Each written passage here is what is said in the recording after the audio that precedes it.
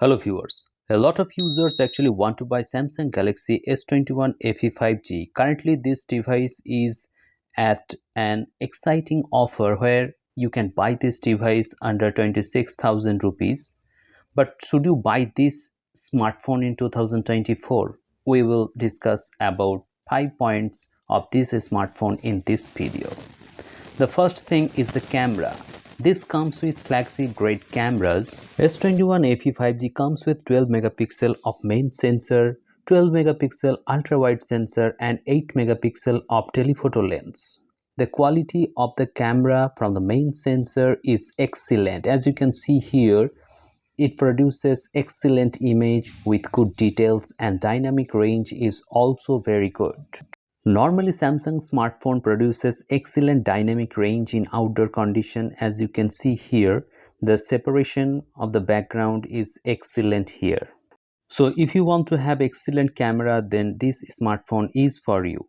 The next thing that is very good on this handset is the UI. It runs on one UI and also the display of this smartphone is above average. The HDR capability of this display is excellent. You can enjoy your multimedia content on this smartphone, though it is only 6.4 inches Super AMOLED display, so this might be a problem for many users who want to buy a large size smartphone. But still I would say that the display quality is excellent and you will not notice any smallness whenever you hold this device in your hand. And HDR content on Netflix and Amazon Prime looks very good.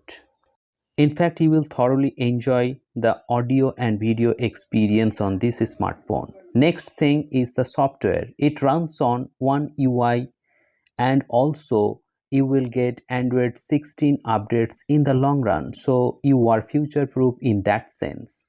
Plus, One UI is the best UI right now in Android arena.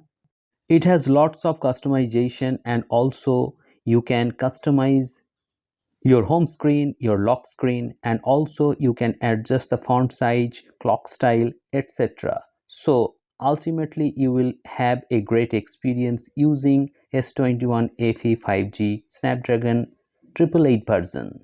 Now I will talk about the battery life. The battery life of this smartphone is very poor. You will hardly get 4 hours plus SOT with 5G capability. So this is the Achilles heel. If you buy this smartphone, you have to be worried about the battery life. Samsung relaunched this device with Snapdragon variant, yet the battery life is not good enough, and I will not suggest you if you are a heavy user and you need to use your smartphone for the whole day. It will not last the whole day. So the battery life is a big minus point of this smartphone. Next comes the Snapdragon 888 processor. This processor is from Snapdragon, so it might be said that this is a very powerful processor, but in the end, whenever you do any heavy task on your smartphone, it takes a heavy toll on your battery, and the battery drainage is the cause of this smartphone, which results a poor performance from this smartphone as it heats up too much while using it outdoor or while using the cameras for longer periods of time. I think Samsung should have gone with Snapdragon Gen 1 processor or Snapdragon 870 processor. That was a very good processor. So in the conclusion, it might be said that if you want to buy a very good camera setup phone under 30k price point, then this smartphone is for you, but you have to make some compromises in terms of battery and heating issue. So if you can make these compromises, this is the best phone for you. You can enjoy this thoroughly while it is videography or photography. Hope this video has helped you to know which smartphone is best for you or whether this smartphone is suitable for you. Thank you very much for watching this video. Have a great day.